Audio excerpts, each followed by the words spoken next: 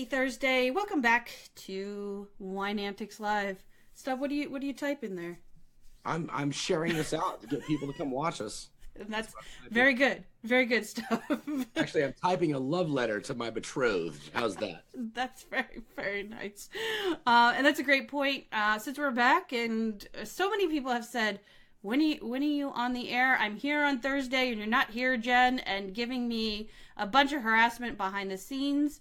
We are live, so please take a moment and share it out so people, Thea, Jim, Hmm. Kern, all know that we are live All the now.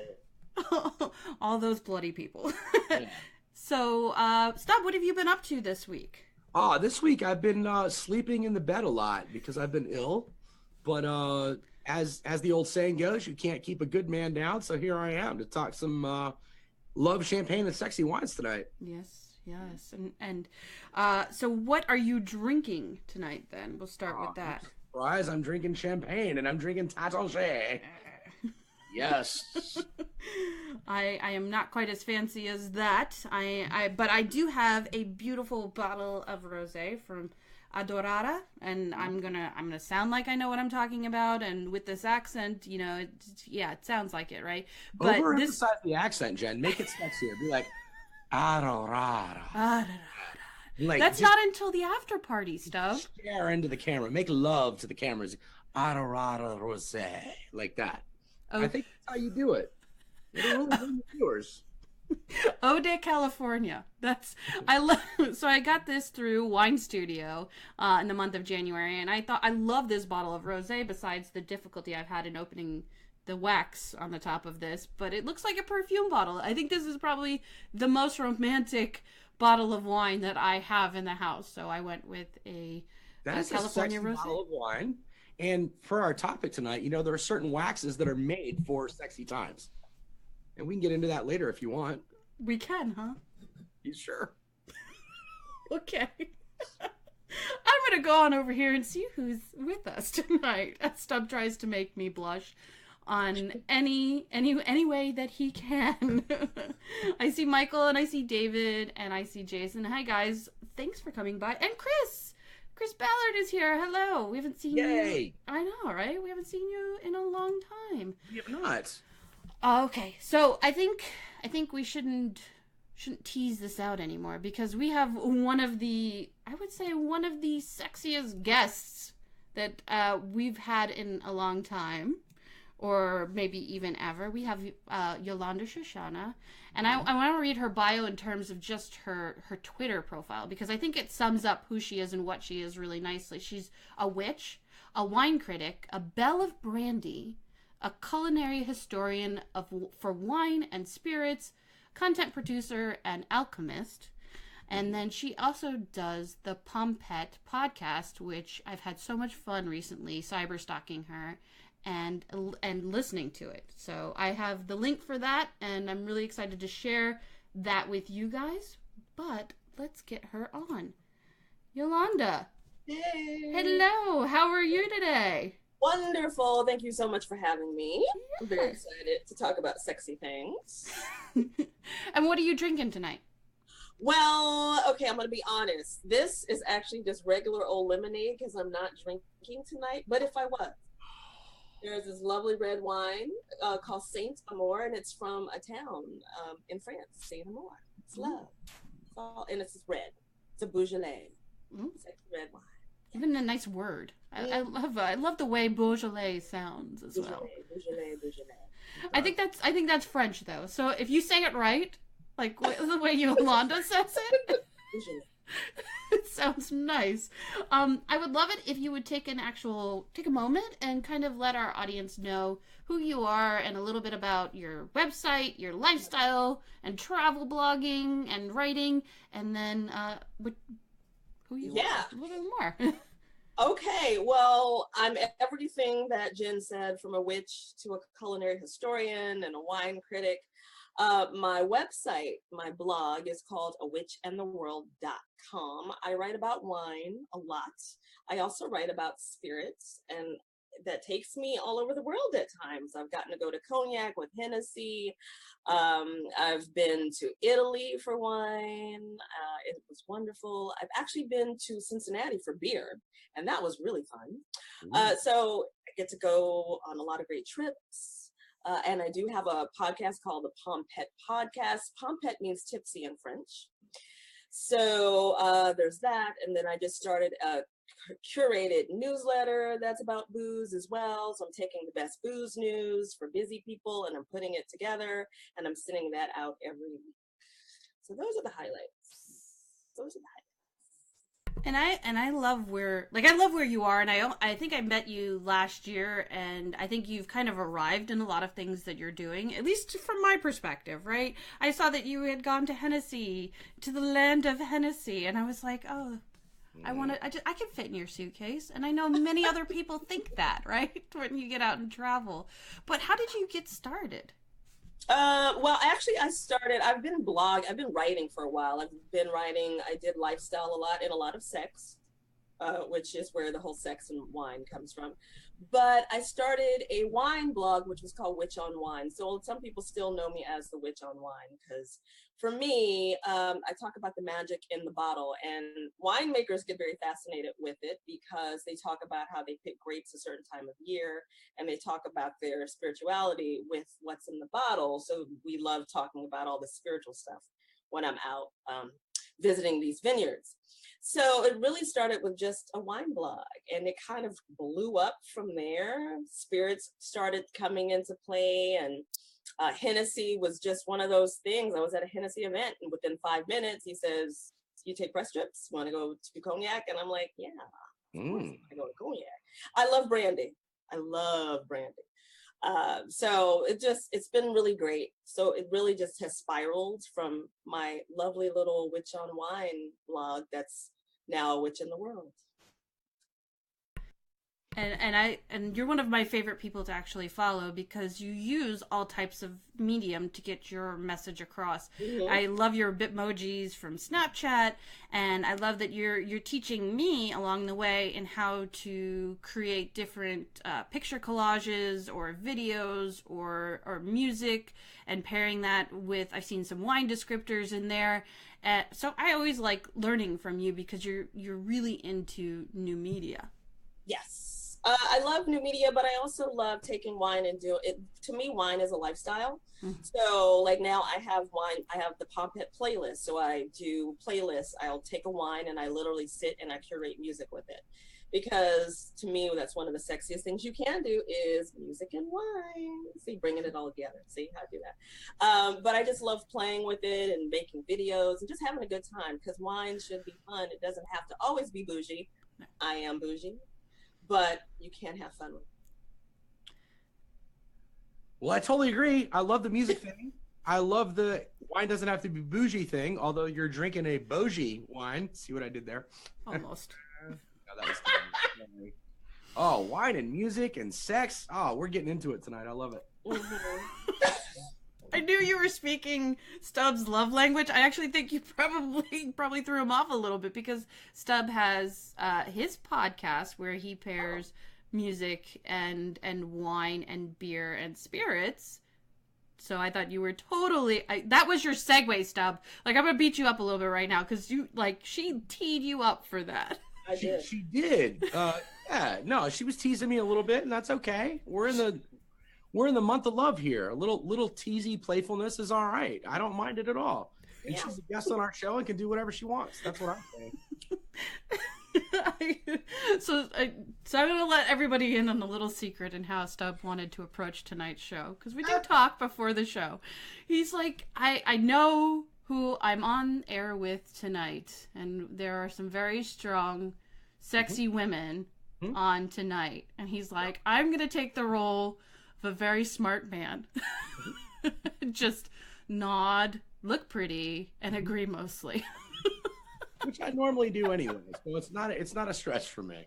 That's why he wore the blue shirt to match with those baby I'm gonna blues. drink a little baby blues. You need to get up close and bat those. Nope. I'll dance later if y'all want. And when we did also talk about the show behind the scenes, when I was talking to Yolanda and about the topic, she brought up a point that I had never really thought about when it comes to champagne and love, that a lot of the champagne houses have love stories behind them.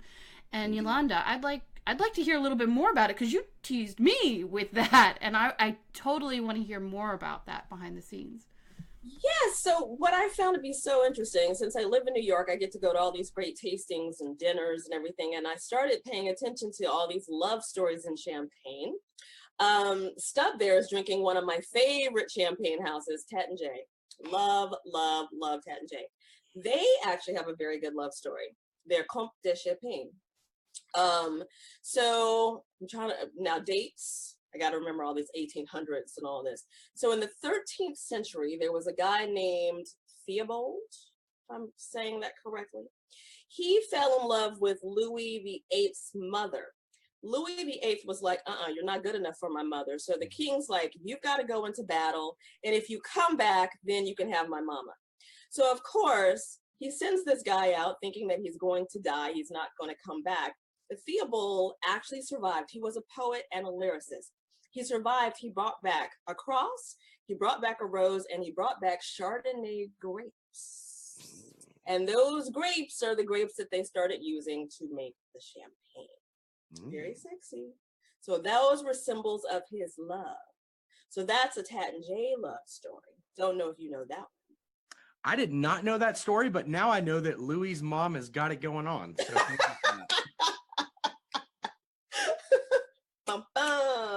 All right, how long were you holding that one? I wasn't. I just thought of it. I didn't know. I actually did not know that story. Again, you know this, and anyone who watches this show knows this. Tat and Jay is my go-to, my everyday bubbly drinker. And if you don't have an everyday champagne, people, get one. It's 2018. Get with the times. It's not super expensive. You get the regular white label. You don't get the rosé. This is a great everyday drinking champagne. You get it under $50 almost anywhere in the country. It's amazing. It is. Everyday drinking champagne. Because everybody has an everyday drinking champagne. Well, they should. He's right. They should. If you want to be sexy, you have an everyday drinking champagne. Ooh, child. Spread it. Tell it. Preach. Okay, I feel like I'm out of my league right now. The only everyday drinking champagne. Here. Jen's gonna love this. If the everyday Tat and Jay were a song, what would it be? Ooh. Why do you always do this to me? Everyday. Love it. Like, I feel like it would be like a 50s housewife kind of song, or something like I don't know. Like coming home from a hard day of work and having some champagne, like maybe something that is of that bopping type music, the 50s music that's kind of upbeat and kind of candy and cheery. I don't know. I like your thinking on that, Jen. Yolanda, what say you? Bodak Yellow by Cardi B. Damn. Yeah, ask her next time. She was ready with that. I did. I was asking both of you. I was putting it out to both of you. The answer is wrong, and I just came up with this.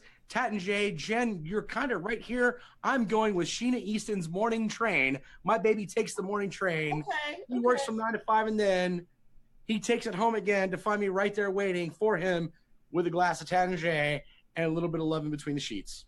I'm just saying. Yeah, but see, you have the woman waiting at home, whereas Cardi, she ain't got to dance no more, and she's got her Louis. I'm just telling you. All right. Look, times are changing. No, I'm not against the times. I mean, the baby could be. We could reverse gender roles in that song. I just love the sexiness of my baby's taking care of me, and I love that. And I'm gonna do everything I can for him or her. How about that? All right, I like that, and that's a great song. I'm not trying to assign specific gender roles. I'm down with whatever. Like you do. As long as everybody's on board, I'm good with it. But okay, so I love the commitment of that song. That's really what I'm saying. I love the commitment and the yearning of that song. But it's a sexy song, so I'm not. It is a sexy song. The other one would be "In Your Room" by the Bangles. Maybe you know what music I've been listening to this week. Yeah, apparently 80s girl groups is what I've been listening to this week. I don't know that song. I think of like what was it? I think We're Alone Now. Okay. What was Tiffany? I believe that was Tiffany. Yeah. Well, that was the remake. Okay, I know. Okay. I'm an 80s baby. Okay. Tommy James, though. Well, the Tommy James version of it, though, that'd be sexy too. That's a different wine, though. What's a different wine? Yeah, I think the Tiffany version's probably you're getting more into like the It's not But actually. you said it's every day. No, yeah, but I think the Tiffany version's a little bubble gummy. You're getting maybe more into the Prosecco realm. You calling her cheap? Is that what you're doing? You calling Tiffany cheap? No. I'm just saying she's not sophisticated enough to be drinking champagne every day at that point. She's stealing at that point. She was stealing booze out of her mom and dad's cabinet. She's probably making like Midori sours, right? Just grabbing Midori and then squeezing lemon into that stuff at that age. But she remade that Tommy James song. I like that. The Tommy James version, though, that's a little Asti Spumante, I feel like. He just threw total shade at Tiffany. I don't know. I ain't throwing shade at Tiffany because your boy Stubb loves a hot gingy. That's all I'm saying. I did marry one. That's a fact. Yeah. Okay. So I loved when you. I'm gonna take this back, and we can go from Tiffany to Marie Antoinette, right? Let's do that because I feel like they're kind of poppy, they're kind of wild colored, their own genres, right?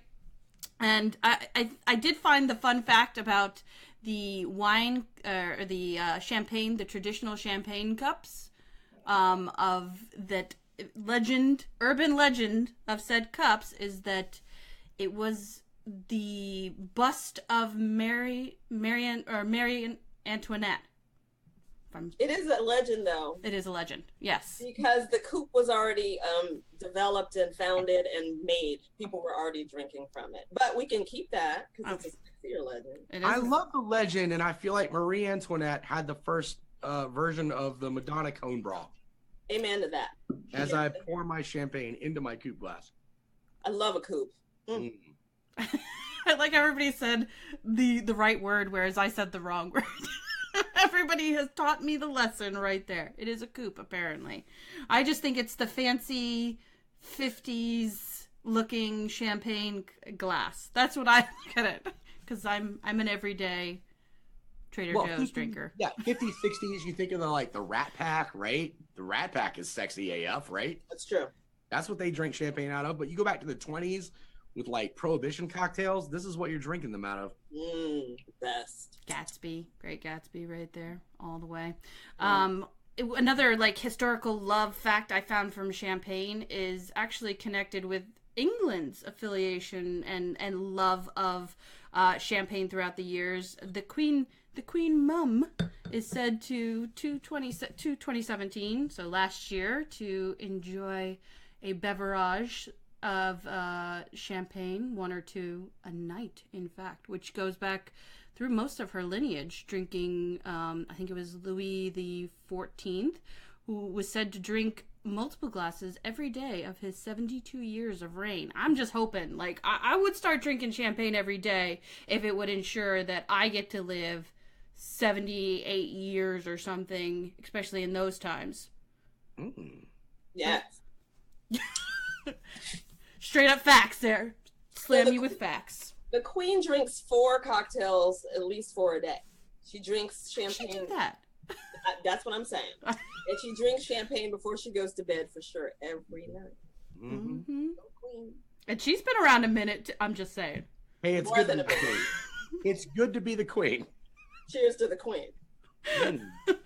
So for our sexy wines, what are some of your sexy wines for the show? And I think we'll start with Yolanda. What do you think in terms of sexy wines? Well, I'm going to go ahead and mention red wines, and I'm not going to necessarily put any pressure on you to change whatever red wine you're drinking, though a good Chianti is hot. Because red wine actually in men and women, it has been scientifically proven that it turns both parties on. And men, especially women, are very attracted to, if you're into men, women are attracted to men when they drink red wine. It does something to the pheromones, the testosterone. It kind of like shifts things around. So studies have shown this through time. So red wine. If you don't have champagne, get you some red wine. But I say go with a nice Chianti, something sexy. Always go French too if you need to, because ooh la la, they know what's up. know how to pronounce it properly, and it helps you case some. Ooh la la. Ooh la la. So red wine. Go red wine. Okay. How about you, Stub? I'm also thinking of one of my sexier wines is a red wine. And I've gone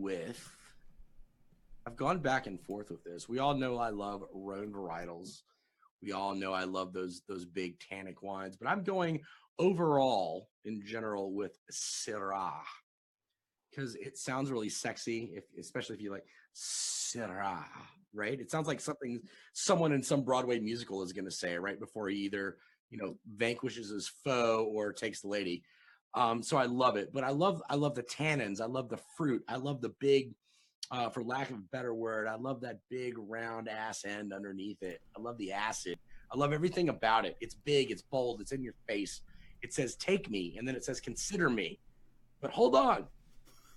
I love it. I think Syrah for me is one of the sexiest wines, and it's different everywhere, but it's still the same everywhere. I mean, okay.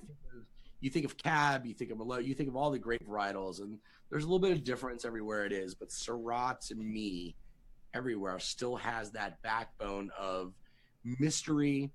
It has that backbone of intensity, and you never know what you're gonna. It's kind of like a redhead to me, Syrah. It's fickle, but it's exciting.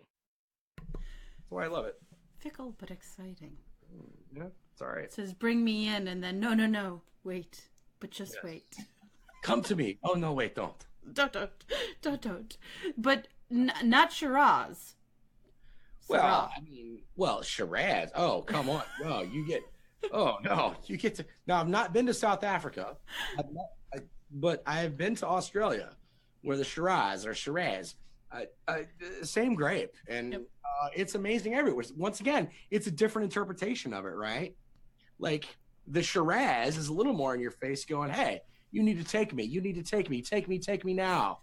In the dirt. And Syrah from California will be like, "Hey, what's up, buddy? Yeah, I'd love the Netflix and chill. Maybe let's go have an avocado sandwich first, or whatever." That's a whole thing. Hot. Yeah, but it's the same. It's the same. It's always the same message. You get to the same end point, just in a different way. It's not about the destination. It's about the journey with Syrah, and that's why I love it. Maybe I should have gone before Stub, because he he made that 100 times sexier than I think I can make mine. You got this. Come on, Jen. Come on, make it blush, girl. Thank you for the pep talk. I appreciate it. So when we were thinking about like sexy wines, and if anybody has watched me on any of my live streams at any given time, I tend to be probably the most unsexy person on live stream, and Stub will tell you I'm easy to make uncomfortable at any given time. So I thought I took this interpretation as sexy. I think knowing what you like and sharing what you love is sexy as hell. Being confident in what you like to drink and just saying, hey, I'm gonna come to your house for dinner, we're gonna have a great night, and I've got a bottle that you're gonna love. Like, confidence is sexy, and knowing what you like is confident. So I recently did also hashtag wine chat, and we got sent some bottles from Waru River, which is in Marlborough, New Zealand, and this is a 2017. I know it's kind of hard to see. Sauvignon Blanc. Sauvignon Blanc specifically from New Zealand, and even further specifically, Marlborough, are my favorite wines. I know what I'm getting, and I love it. I love the minerality. I love the citrus. I love, even so far as to say the unsexiest thing, the cat piss and or the unripened green bell pepper. I know, this is how I make sexy happen, right? With cat piss, okay? I love all of the the minerality, the acid, and the citrus. You're welcome, Stub. See, look. I think I made Stub uncomfortable. No, you didn't. You just made me laugh. It was amazing. Yolanda's like, y'all are not sexy. Whatever you're into, girl. Whatever you. Jen's all like, I'm bringing cat piss back. I'm bringing cat piss back. New fetish. It's all good. Business. Whatever. Hey, everybody. Oh, Everybody gets to where they need to be. It's fine. Sorry, I didn't rehearse that part of this discussion. Yeah, it's all I good. just kind of went with it. Oh my. If someone invites you over to come visit their cat, you know why. Great. Now we're just. Open the door, girl. Oh, God. All right. You know how much I'm biting my tongue right now. Will not be a cat lady, okay? So, any other thoughts on sexy wines? I'm opening it up to anybody because I'm here, and I just need a drink. Wing it, girl. I know. So I want to send a shout out to our buddy Steven, who is apparently watching from an Amtrak train. Yes. Oh, Which I saw. We didn't mention that, and he actually mentioned that maybe a first for the Wine Antics live. As far as I know, it is. Yeah. Cheers. Bam. Wine on trains. I had wine on trains a couple years ago. That was pretty sexy. No, had some champagne, me the rib. When you were going up to New York? Going up to New York to do some after Christmas shopping at Saks. That was sexy. And I helped every one of those ladies pick out an outfit and or shoes the next day, which is also sexy. Fellas, help your ladies pick out their clothes. Go shopping with them. That is sexy. And if you can go somewhere where they serve wine, that's even sexier. And if you go somewhere where they don't serve wine, pack yourself a flask. Pour out the bourbon, put some wine in there. Have some fun. Watching your ladies try on dresses. Or your guys. Once again, I don't care. I'm just saying. Shopping with your partner is sexy, is all I'm saying. whatever it is. Whatever it is. Yeah. All right. Just from my perspective. I'm not just. That's all. Just my perspective. That's what I'm trying to put out there. Little foreplay in the store, little action at home, right? Oh, just foreplay in the store. No. I don't know. Somebody's got a good lawyer. Okay. I mean, if the door locks, nobody knows what you're doing in there. Except the guys that. Okay. Yolanda, any final thoughts for tonight? It's been a little fun, a little bit wild. I hope you got some laughs. No, just drink up and enjoy whatever it is you're drinking. Whatever you're drinking at that time, if you've got your own, confidence, as Jen was saying, and you feel sexy, it doesn't matter what you got in the glass, as long as it's good, though. Amen. Absolutely, amen. Well, we want to thank you so much for coming on and being a guest and sharing some champagne stories, a little bit about love, a lot about what's sexy and who you are. I really hope lots of viewers will check out Yolanda's podcast, her blog, her lifestyle all over social media, which I really enjoy seeing. And we hope to chat with you in the after party. We have an after party, so I hope you'll be here. Okay. So Stub, how about you? What have you got? Any final thoughts for tonight? Man, I mean, I want to thank Yolanda for coming on and putting up with us, actually. I think we both maybe surprised her a little bit. I'd love to have her come on and actually talk more about wine specifically in a little less cheeky way, but I do appreciate you coming on, Yolanda, and speaking about wine and being cheeky. I know it goes with your brand, but definitely follow Yolanda. Everything she does is great. She has great knowledge and a great perspective on things, which is awesome. As far as sexy wines, I mean, this is the month of love, people. Whatever you drink it with your partners and enjoy it, or drink it alone and enjoy it. You do you. That's all I'm saying. That's where I am tonight. You do you. You do you. Absolutely. I agree with it. You know what? You're the sexiest person. The person you look in the mirror at every morning is the sexiest person in your life. That's all I'm saying. Okay. Especially when that person in the mirror is wearing an adult onesie.